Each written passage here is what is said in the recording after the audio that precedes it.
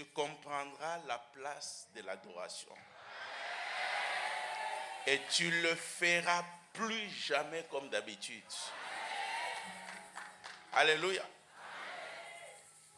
L'adoration a une grande place dans l'alliance.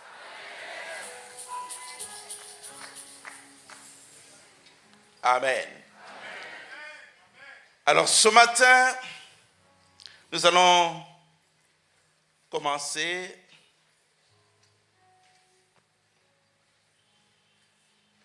juste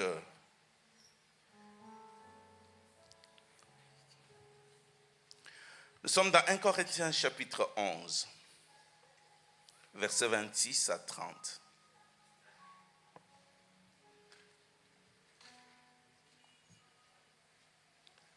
Nous saluons tous ceux qui nous suivent de partout, que Dieu le bénisse. Et je salue particulièrement ma charmante et chère épouse.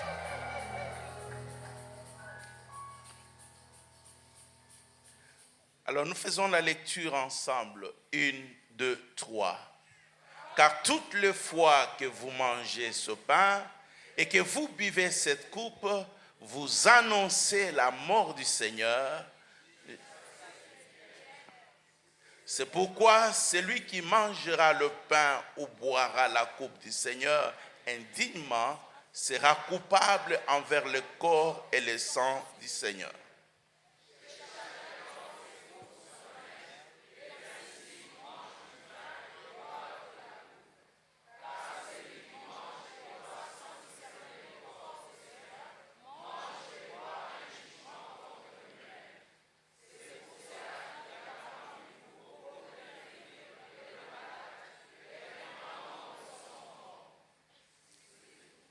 Amen. C'est la parole de Dieu et j'aime qu'on acclame la parole de Dieu sans mes commentaires ni les commentaires de qui que ce soit. Merci à la chorale pour ce matin. Que Dieu nous bénisse. Alléluia. Alléluia.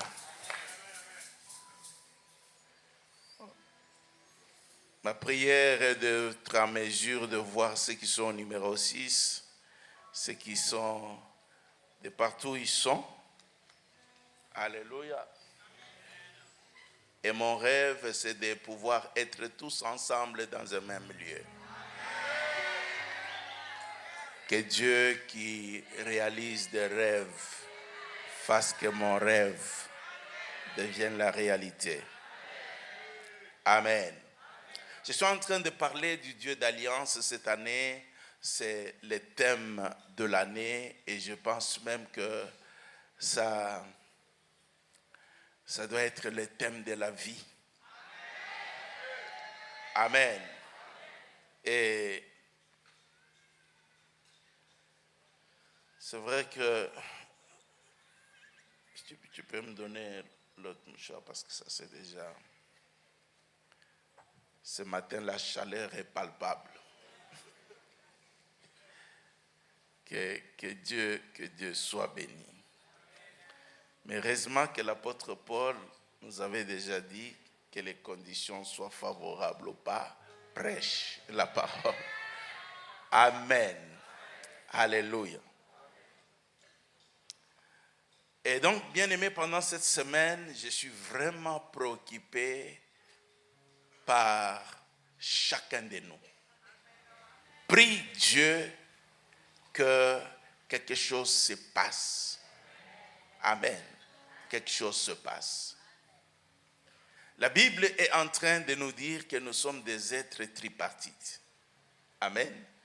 Que nous sommes esprit, corps et âme. Ou en réalité, nous sommes esprit. Amen. Qui habitons dans un corps. Amen. Et qui avons une âme. Et c'est ça, au fait, la réalité. Le texte que nous venons de lire, c'est juste pour nous permettre d'introduire pourquoi nous sommes en train de parler de l'alliance. Et vous avez constaté que je parle beaucoup d'Abraham. Nous sommes Genèse 15 et tout cela. Je vais lire le même texte, mais dans une autre version, dans la version de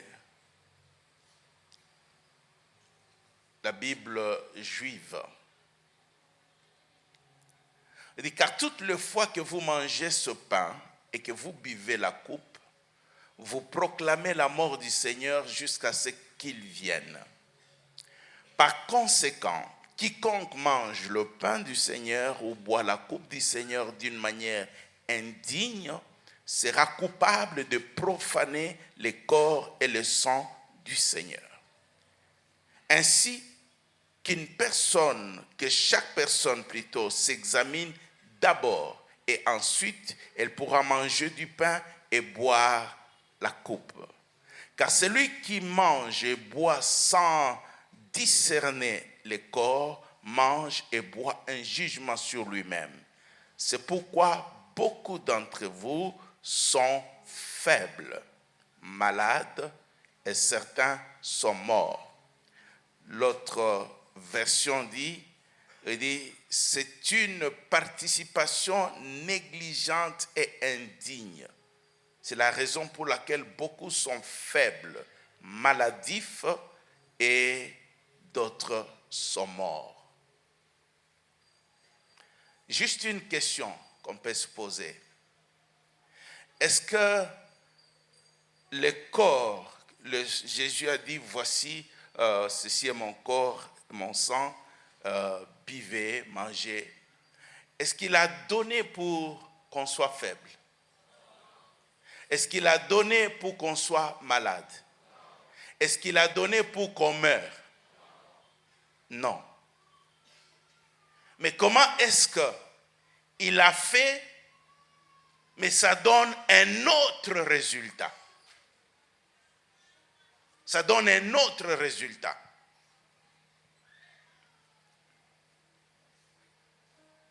C'est là tout le problème.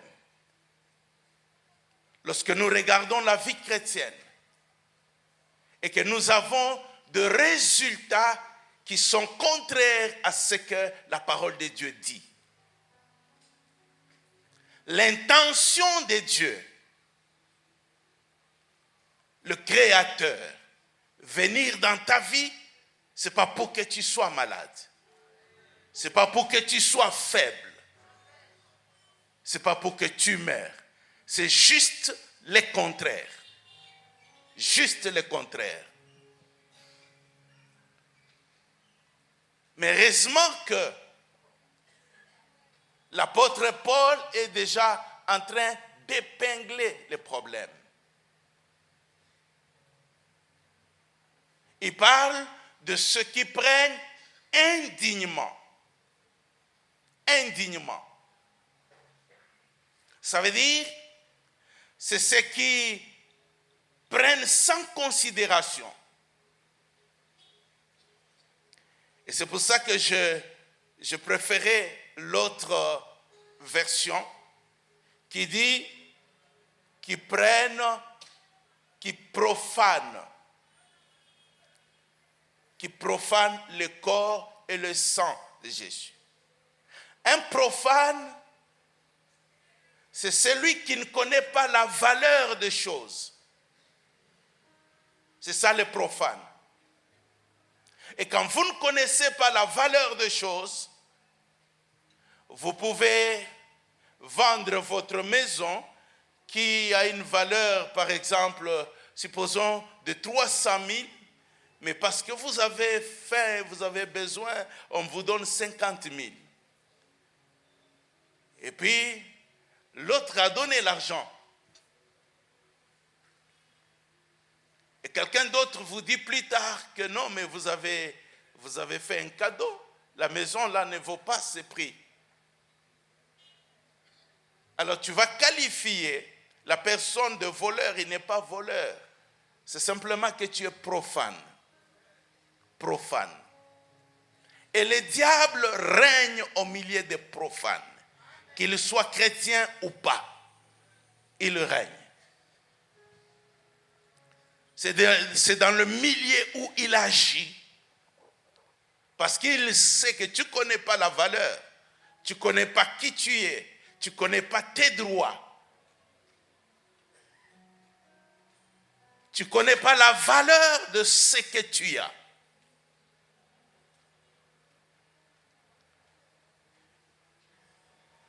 Et dans la Bible, nous avons plusieurs exemples de cela. C'est pour ça que je disais, dans la semaine, j'ai dit que réussir dans la vie chrétienne n'est pas une histoire de, vous savez, la quinoiserie. Hein, donc, chancelo kopamba. Ça veut dire qu'un jour, comme par hasard, je réussirai aussi. Tu attendras longtemps.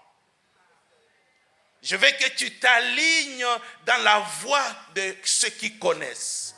Que tu t'alignes dans la voie de ceux qui apprennent.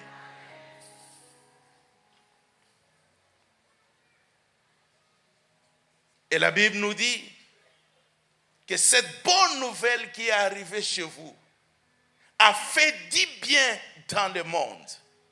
Et elle est arrivée chez vous. Elle doit donner normalement le même résultat. Pourquoi on finit par dire que la religion est l'opium du peuple? Parce que lorsqu'on constate, on remarque que la plupart ne prennent pas le temps de réfléchir sur ce qu'ils font. C'est une histoire d'un pasteur qui est devant, qui a dit, voilà, faites ceci, faites cela. Bon, comme il a dit, je le fais. Mais malheureusement, ça ne peut pas marcher de cette manière. Alléluia. Dieu t'a créé avec l'intelligence. Il t'a créé avec la capacité de comprendre.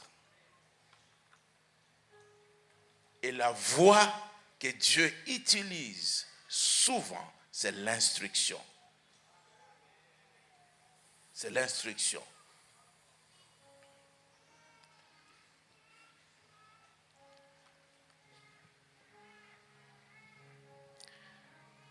Et si je regarde, je dis, c'est pourquoi beaucoup d'entre vous sont faibles. Faibles. J'aimais parce que ça c'est un peu la courbe. Ça veut dire, quand tu es faible, tu peux être malade. Et quand tu es malade, tu peux mourir. Tu peux mourir.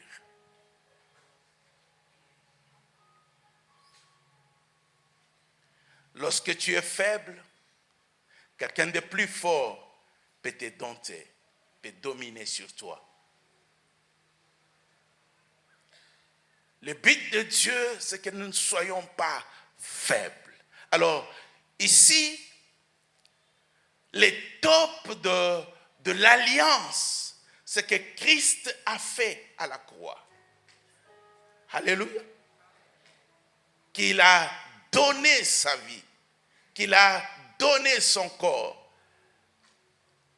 Mais malgré, si déjà l'élément, le top de top, ne produit pas le résultat, qu'est-ce qui va encore donner le résultat?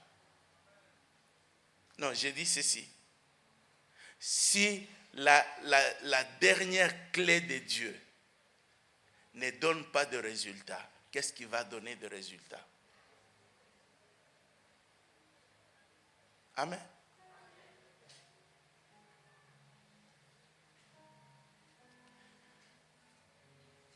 Beaucoup sont faibles, d'autres sont malades. Alors, bien-aimés, ça veut dire que beaucoup sont sans force, impuissants, et nous avons beaucoup des incapacités étant chrétiens. Pas parce que l'alliance est faible, mais parce que nous ne discernons pas l'alliance. Je vais venir sur le mot discerner. La raison, quand on parle de profaner, je parle de profane, je crois que ça nous ramène dans Hébreux 12, verset 17, on pourra nous le mettre. Hébreux 12, verset 15 à 17. Ça nous ramène à l'histoire d'Ésaü. Ésaü est né à quelques heures avant Jacob. Il se battait. Et puis, il est l'aîné. On dit ceci, veillez à ce que nul ne se prive de la grâce de Dieu. Amen. Nul ne fasse quoi? Donc, la grâce est là, mais on peut s'en priver. Amen. La grâce est là, mais on peut s'en priver. Et qu'à ce qu'aucune racine d'amertume poussant de rejetons, c'est quoi cette histoire de... Résolvez ça, s'il vous plaît. Ne produisent du trouble et que plusieurs n'en soient infectés. Et puis, veillez à ce qu'il n'y ait ni impudique, ni profane comme Ésaü, qui pour aimer vendit son droit d'aînesse. Amen.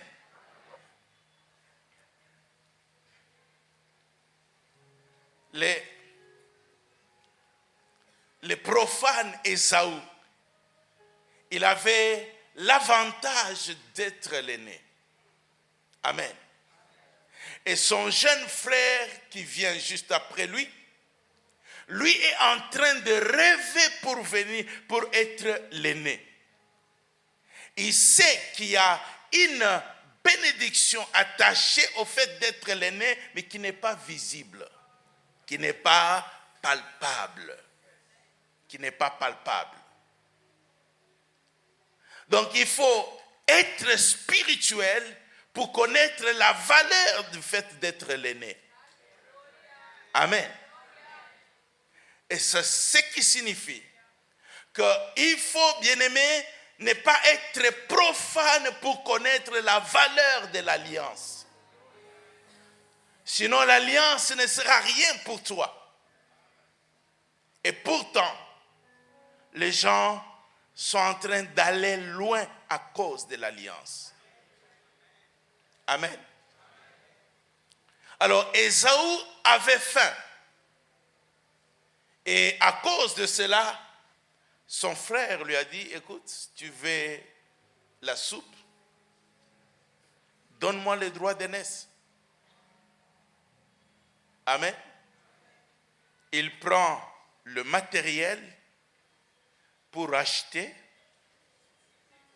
Amen. Il n'y a pas quelque chose qu'on lui donne. Donc, je pense qu'Ésaü s'est dit, ce petit, il ne connaît rien. Je suis l'aîné. Mais dans le plan spirituel, les choses sont différentes. Alléluia. Les choses sont différentes. Les réalités spirituelles sont aussi comme les réalités physiques. Je ne sais pas si quelqu'un a déjà eu une vision. Amen. Une vision d'aller au ciel, une vision. Lorsque Dieu te transporte en esprit, tu te rends compte juste que là où nous sommes, il y a un autre monde aussi. Amen. Et le monde physique est contrôlé par le monde spirituel. C'est pour ça que Dieu est esprit. Alléluia. Dieu est esprit. Ça signifie que ce qui va beaucoup impacter ta vie, ce sont les spirituels et non les physiques. Je vais le répéter. Ce qui va beaucoup impacter ta vie c'est ta connaissance du spirituel. C'est cette compréhension du spirituel qui va faire ta force sur le plan physique. Alléluia. Ce qui faisait la faiblesse de ceux qui prenaient la Sainte Seine, ce n'est pas que le pain qu'ils prenaient était mauvais. Est-ce que vous comprenez? On n'a pas dit que le pain qu'ils prenaient empoisonnait les corps. Mais la source de leur faiblesse, c'était dans le monde spirituel. C'était ce qui faisait leur faiblesse. Alors, bien-aimés, dans la Bible, il y a plusieurs personnes qui ont connu ce genre de situation. Vous connaissez l'histoire de David. Excusez-moi. Dans 2 Samuel plutôt, chapitre 6. 2 Samuel chapitre 6, versets 11 à 15. On dit, l'arche de l'Éternel resta 3 mois dans la maison d'Obed-Édom de Gath, et l'Éternel bénit Obed-Édom et toute sa maison. On vint dire au roi David, l'Éternel a béni la maison d'Obed-Édom et tout ce qui est à lui à cause de l'arche de Dieu. À cause de l'arche de Dieu. À cause de l'arche de Dieu. Et David s'est mis en route et il fit monter l'arche de Dieu depuis la maison d'Obed-Édom jusqu'à la cité de David au milieu de réjouissances.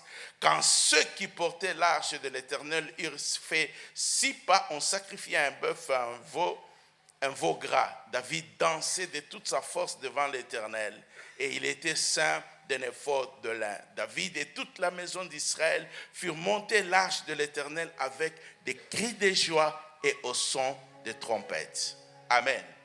Vous connaissez l'histoire, David, et après avoir resté 7 ans et demi à Hébron, tout Israël l'amène à devenir roi en disant, ok, maintenant tu règnes sur nous. Et donc il s'installe à Jérusalem et le désir de David, c'est de ramener l'arche de l'Éternel qui avait été prise chez les Philistins. Et parce que l'arche de l'Éternel symbolisait la présence de Dieu et c'était même ça la force d'Israël. Et alors, il prend combien? Presque 30 000 hommes et pour aller chercher l'arche. Et il fait un char neuf et Uza est en train de conduire ce char. Et pendant qu'ils avançaient, l'arche s'est mise à pencher. Uza, de bonne foi, veut redresser l'arche et il meurt sur place. L'arche, écoutez, on n'a pas dit que lorsque Uza a touché l'arche, il a été électrocuté.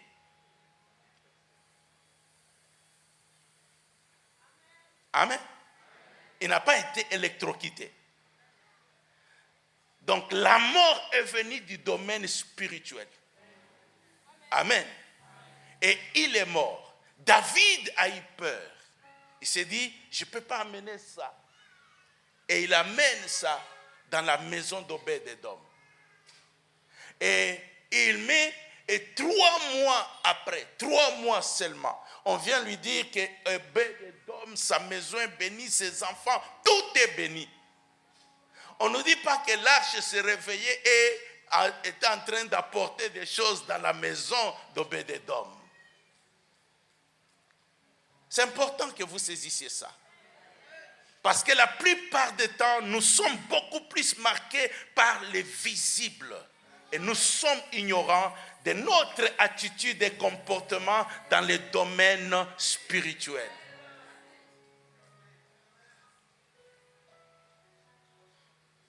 Et donc, l'arche seulement dans la maison. Qu'est-ce qui a fait que la maison d'Obed-Édom soit bénie? C'est l'attitude d'Obed-Édom sur le plan spirituel à l'égard de l'arche. Amen. Et David reçoit une leçon importante, que non, l'arche ne tue pas seulement, mais l'arche est aussi capable de bénir. Donc tout va dépendre. Pourquoi elle a amené la mort et pourquoi elle a amené la vie. Et David cherche à comprendre. Qu'est-ce qui s'est passé? Et c'est là qu'il reçoit les directives et il va maintenant chercher l'arche. Il prend l'arche de la maison d'Obed-Édom pour l'amener jusque dans la cité de David. Personne n'est mort. Alléluia. Personne n'est mort. Et bien-aimé, et ce qu'il va instaurer dans la maison de David, et juste après avoir amené l'arche, nous sommes dans 2 Samuel chapitre 6, au chapitre 7, David va dire à Nathan que voilà mon projet. C'est de pouvoir bâtir un temple pour Dieu. Parce qu'il a amené l'arche. Il est la première personne qui va instaurer un service d'adoration 24 heures sur 24. Amen.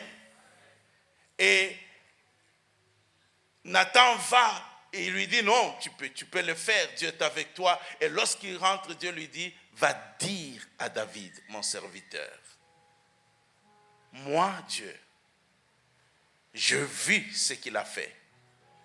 Je vis et je fais alliance avec David, qui aura toujours un de ses descendants sur le trône. Alléluia.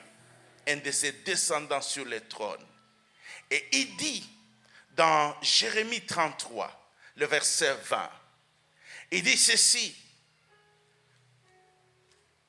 comme je fais l'alliance avec le jour et la nuit, donc tant que le soleil se réveillera et qu'il y aura la nuit, ma parole ne changera pas pour David. Je n'oublierai pas mon alliance. Il y aura toujours un de descendants de David. Il y a bien aimé les choses spirituelles que tu dois connaître, qui va faire ta force physique, qui va faire ta santé, qui va faire ta vie. Amen. Qui va faire ta vie. Et c'est pour cette raison, lorsque David a appris et qu'il a agi différemment, les choses ont changé. Et j'aimerais t'informer et te dire que tu as aussi la possibilité de changer.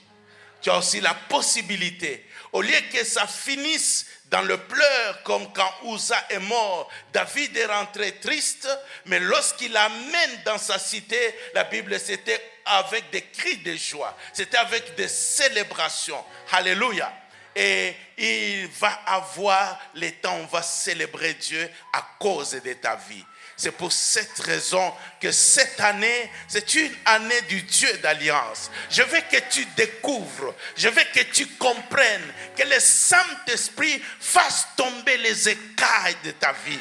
Que tu puisses, bien-aimé, comprendre que tu n'as pas besoin de te débrouiller. Tu n'es pas sur la terre, tu es dans le royaume de Dieu. Et le royaume de Dieu est contrôlé par Dieu, maître des temps et des circonstances. Ça veut dire quoi? Ça veut dire qu'il est le propriétaire du temps et des circonstances. Il est l'unique qui a la possibilité de remettre l'ère en arrière. Même si tu étais arrivé à quel moment il est Dieu, il dit je change, je ramène ça en arrière. Il est le Dieu qui peut changer les circonstances de ta vie. Fais en sorte que toi qui pleurais, que les choses changent.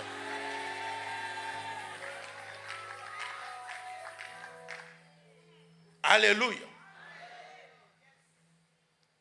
Alors, bien-aimés, c'est à ce niveau que les choses se passent. Mais vous comprendrez pourquoi je parle d'Abraham. Amen. Lorsque vous prenez la Bible, Jésus a annoncé plusieurs fois à ses disciples tout ce qui allait se passer. Qu'il allait mourir, qu'il allait être rejeté. Et tout ça, il a dit, il a annoncé, il vivait avec eux 3 ans et demi. Mais lorsque Jésus est mort, malheureusement, aucun des disciples n'a cru qu'il allait revenir à la vie. Et comme conséquence, ils étaient tristes, faibles, cachés quelque part. Ils avaient peur. Le problème, pourquoi? Ils avaient peur, pas parce que les gens les intimidaient, parce qu'eux-mêmes ne savaient pas qu'est-ce qui se passe. Alléluia. Et c'est ainsi que deux de ses disciples, dont on connaît seulement le nom d'une seule personne, de ses disciples, c'était Cléopas, qui se rendait à Emmaüs. Et ils sont en train de parler et ils sont tristes. Ils sont tristes. Tristes. Et la Bible dit, et Jésus se joint à eux. Et il leur pose la question, de quoi parlez-vous et avoir l'air aussi triste comme vous l'êtes? Triste. Pas parce que Dieu les a rendus tristes, parce que quelque chose ne passait pas dans leur compréhension. Alléluia. Ils se retournent pour regarder Jésus, pour dire, mais tu es l'unique qui ne puisse pas savoir ce qui s'est passé. Jésus dit, qu'est-ce qui s'est passé? Il dit, ce qui est arrivé à Jésus de Nazareth, qui était un prophète puissant, qui était, nous croyons, nous pensions. Alléluia.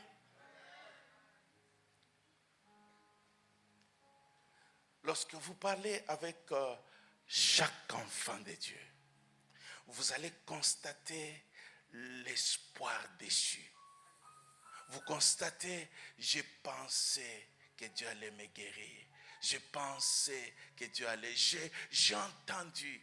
Je vous ai dit une fois ici l'histoire que je lis d'un médecin qui était atteint du cancer au stade terminal. Il s'est retrouvé dans le coma pendant déjà 1 mois et il n'y avait rien à faire. Et comme ça arrive au milieu des enfants de Dieu, on exhortait son épouse, vous savez, Dieu est souverain, Dieu, et puis on a tout fait. Alors, la femme est allée prier. Elle dit, dans sa prière, elle a dit ceci à Dieu. Je ne refuse pas que tu sois souverain. Je ne refuse pas ce que tu peux faire. Mais je voudrais juste savoir une chose. Moi, avec mon mari, nous étions assidus à l'église et méditions la Bible. Nous avons médité sur ta puissance. Tu guéris, tu fais ceci, tu fais. Nous avons appris et nous avons cru à cela. Ce que j'aimerais savoir, tout ça, c'était pourquoi? Alléluia. Et Dieu lui répond. Il dit, c'était pour le moment comme celui-ci. Alléluia. C'était pour le moment comme... Alors il dit à Dieu, alors aide-moi à ne pas céder, à continuer à croire que c'était pour le moment comme celui-ci que toi tu m'as donné toutes ces choses. Et 2 semaines après, son mari est sorti du coma. Et 1 mois après, il était complètement, totalement guéri de cancer. Dieu ne peut pas parler pour le plaisir de parler. Dieu n'est pas un politicien qui est en train de faire les discours pour faire rêver les gens. Tout ce que Dieu te donne, c'est pour un but de ce qu'il veut faire dans ta vie. Même si tu ne le vois pas maintenant, il est en train de préparer ton futur. Parce qu'il sait ce qui pourra venir. Et c'est pour ça qu'il te donne sa parole. Mais on a besoin de comprendre. Et Jésus a parlé à ses disciples. Et là, nous étions, nous croyons, nous pensions. Et voilà ce que Jésus va faire. Et Jésus leur dit, c'est le texte que j'aimerais juste qu'on lise. Amen. On dit ceci, verset 25. Jésus leur dit, ô hommes sans intelligence, dont le cœur est lent à croire tout ce dont ont dit les prophètes. Ne fallait-il pas que le Christ souffrit ces choses et qu'il entrât dans sa gloire? Et commençant par Moïse et par tous les prophètes, il leur expliqua dans toutes les Écritures ce qui les concernait. Amen. Mon intérêt est dans tout ce que je voulais que vous compreniez. Pourquoi nous allons à la Genèse pour parler de l'alliance? Parce que, bien aimé, la parole, la révélation de la parole de Dieu est complète. Et des fois, si vous prenez juste un bout, c'est pourquoi vous ne comprenez pas. Il est difficile lorsque vous regardez simplement l'œuvre de la croix, vous ne pouvez pas comprendre la puissance de l'alliance. C'est pour cette raison on le fait juste, on pense que le fait que Christ est mort à la croix à notre place pour la grâce, c'est comme le Dieu Père Noël qui nous a jeté le salut. Il dit, ne mourrez pas, prenez le salut. Alléluia. C'est pour cette raison que tu ne peux pas t'approprier l'alliance. Tu ne peux pas t'approprier. Parce qu'il faut que tu rentres à la source. C'est comme ça que Jésus, voulant expliquer à ses disciples, il a commencé dès le début. Et pour montrer que dès le début, on parle de lui. Alléluia. On parle de lui. Ce qui est arrivé à la croix, c'est juste la manifestation. Et c'est pourquoi l'apôtre Pierre plutôt, est en train de nous dire que Christ a été révélé dès la fondation du monde. Amen. Donc lorsque Dieu est en train de conclure l'alliance avec Abraham, mais la révélation, le choix déjà de l'agneau a été fait. Et c'est ainsi que la révélation, elle est progressive. Progressive. Et les disciples qui étaient tristes, les disciples qui étaient abattus, lorsqu'ils ont reçu la révélation, la Bible dit que quand ils arrivent là où ils allaient et que Jésus se révèle, et on dit ceci, pendant qu'il parlait, nos cœurs étaient en train de faire quoi? De bouillonner. Nos cœurs étaient en train de bouillonner. Ça veut dire que les désespoirs, tous les éléments qui les avaient attristés, les réalités qu'ils avaient vécues, tout cela était en train de tomber. Plus la révélation venait. Et juste quand Jésus s'est révélé, la Bible nous dit qu'ils ne sont plus restés à Emmaüs. Ils se sont levés cette nuit-là pour rentrer à Jérusalem. Allez dire aux autres, ne soyez pas tristes. Il est réellement ressuscité. Il est vivant. Alléluia. Il est vivant. On a besoin de chrétiens qui reçoivent la révélation pour aller auprès des autres afin de les encourager, pour pouvoir dire Dieu n'agit pas qu'en Amérique, Dieu n'agit pas qu'en Europe, mais Dieu est puissant. Il peut changer ton sort, il peut changer ta vie, il peut changer ta situation. Peu importe les temps, les années, le temps n'est pas un problème pour Dieu. L'âge n'est pas un problème pour Dieu. Et même quand tu es arrivé au bout, à la fin de ta vie, ce n'est pas un problème pour Dieu. Alléluia. Sinon, nous serons tous un cercle de gens fatigués. De ceux qui sont tellement désespérés et qui ont échoué sur la terre qu'ils n'attendent plus que le ciel. Je ne vais pas faire partie de ces clubs-là. Alléluia. Je sais que mon Dieu est vivant. Il y a plus de réalité dans le monde spirituel. Le spirituel peut changer le physique en un instant, en un clin d'œil. Ta situation change.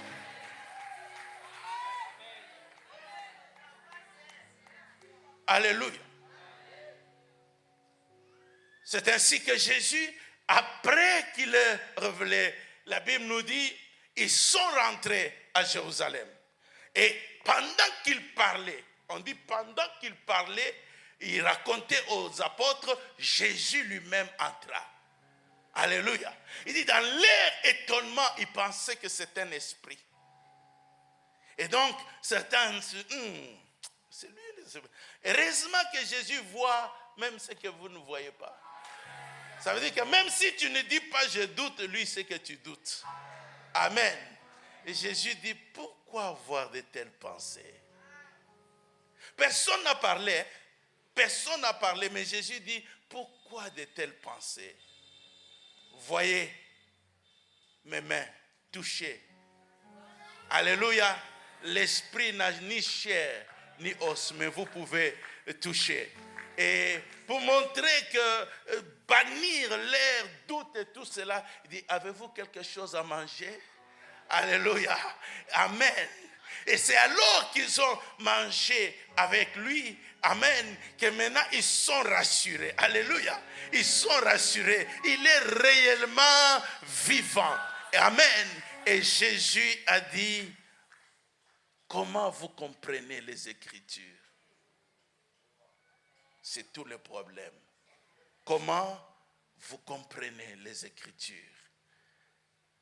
Et c'est ainsi qu'au verset 45, toujours chapitre 24, la Bible dit, il leur ouvrit l'esprit pour qu'ils comprennent les Écritures. Cette semaine, prie Dieu, ouvre mon esprit.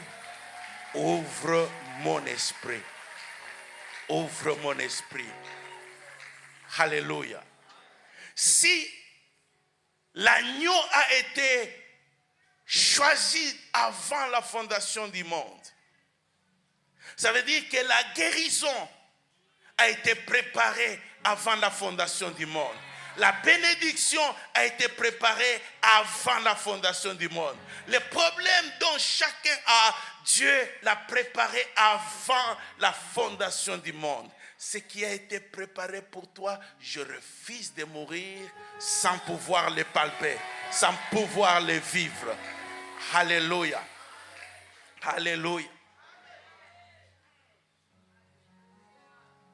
Et c'est comme ça que, bien-aimés, l'alliance, vous ne pouvez pas les comprendre si vous ne rentrez pas au début. Amen. Au début.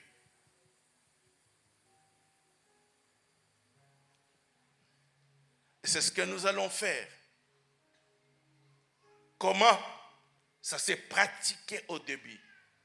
Comment Dieu a fait cette alliance avec Abraham? C'est là que se trouve la clé. Le reste, vous n'aurez aucune possibilité de vous coller dans l'alliance si vous ne commencez pas au début. Amen. Si vous ne commencez pas au début. Alors, bien-aimés, peu importe les années que ça s'est passé, peu importe ce que tu vis maintenant, je suis juste venu te dire que Dieu a pensé à toi avant la fondation du temps. Alléluia. Avant la fondation du temps. Et il va ouvrir nos esprits. En d'autres termes, tu ne peux expérimenter la réalité de l'évangile qu'à ton niveau de compréhension. Laisse-moi le dire autrement. Amen. Ton niveau de révélation va déterminer ton niveau d'expérience. Amen. Ce que tu connais et tu crois.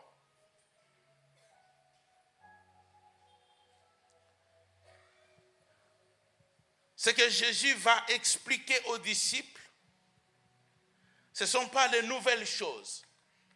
Amen. Ça veut dire l'enseignement, ils l'ont reçu. L'enseignement, ils l'ont reçu. Mais seulement la compréhension, ils ne l'avaient pas. L'enseignement, ils l'avaient déjà.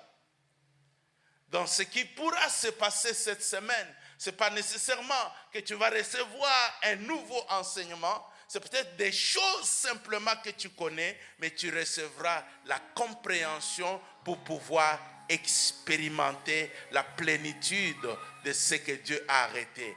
Pas pour une période, mais pour toute ta vie. Alléluia. Pour toute ta vie. Lorsque nous regardons Christ en prenant Ésaïe 53, Ésaïe 53 qui est en train de décrire l'œuvre de l'agneau, l'agneau de l'alliance. Alléluia. C'est le 5e évangile. Ésaïe 53. Extraordinaire. Alléluia. Regardez ce que la Bible dit. Qui a cru à ce qui nous était annoncé, qui a reconnu les bras de l'Éternel. Amen. Verset 2. Il s'est élevé devant lui comme une faible plante, comme un rejeton qui sort d'une terre desséchée. Il n'avait ni beauté ni éclat pour attirer nos regards et son aspect n'avait rien pour nous plaire. Ça veut dire que, regardez, la sagesse infiniment variée de Dieu. Et lorsqu'elle apparaît manifestée, lorsque tu restes juste dans le physique, tu rates tout. Alléluia. Tu rates tout. Tu rates tout. Il était là, l'agneau de Dieu. Mais on dit, quand on le regarde, il n'y a rien de spécial. Rien de spécial. Son aspect ne pouvait pas dire, bon voilà, non, c'est ça l'agneau. C'est pour cette raison qu'il a été rejeté, parce que tout simplement, les gens n'ont pas su voir au-delà. Lorsque Dieu agit dans nos vies, malheureusement, il agit aussi d'une manière faible, mais il faut être spirituel pour pouvoir saisir. Alléluia. Saisir. Continue. Ésaïe. Le verset 3.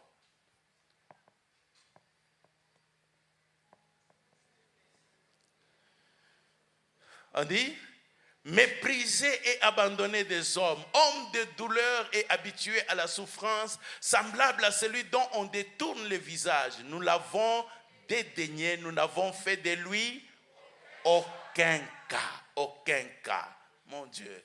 Cependant, ce sont nos souffrances qu'il a portées, c'est de nos douleurs qu'il s'est chargé, et nous l'avons considéré comme puni et frappé de Dieu et humilié. Regardez juste, il porte nos souffrances, mais nous l'avons méprisé. Et maintenant, ça veut dire que tu restes avec ta souffrance. Alors, parce que tu as méprisé, c'est lui qui porte ta souffrance. Pour que ta souffrance quitte de là où tu es, tu dois reconnaître l'instrument pour ça. Alléluia. Et donc, c'est pour cela que les gens sont restés avec leur souffrance. Verset, continue mon frère. Cependant, verset 5. Mais il était blessé pour nos péchés, brisé pour nos iniquités. Le châtiment qui nous donne la paix est tombé sur lui, et c'est par ce meurtrissure que nous sommes guéris. Tous ceux qui sont malades, il y a longtemps, Dieu avait déjà pourvu. Je ne sais pas si tu as entendu.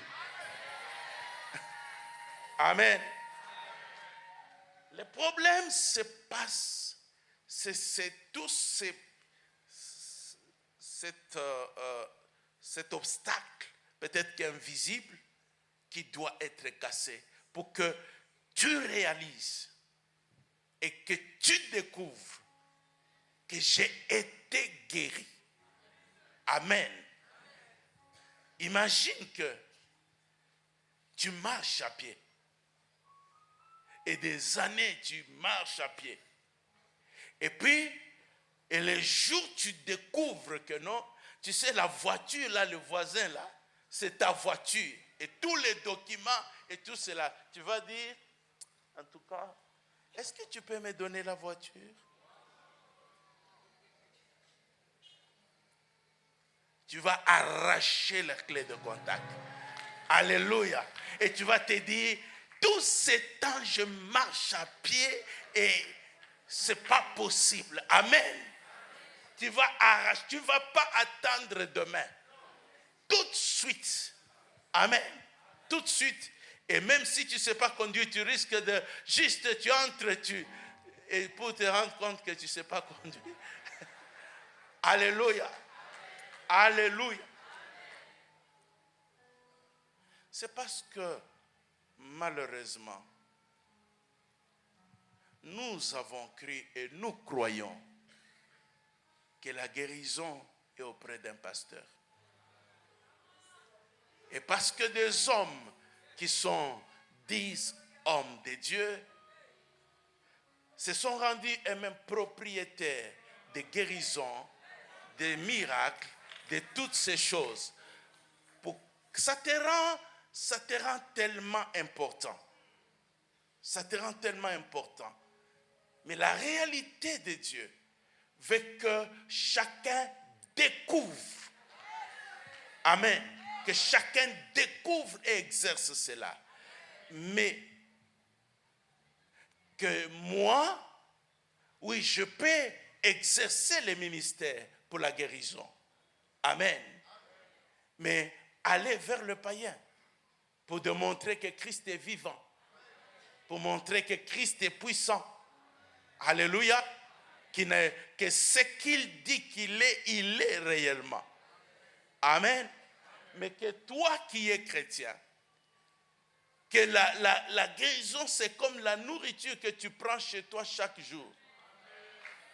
Tu ne fais pas une prière, pasteur, est-ce que je peux avoir à manger? Alléluia. C'est ton droit. C'est déjà fait à la croix, accompli pour toi. Et tu es appelé à le vivre. Amen.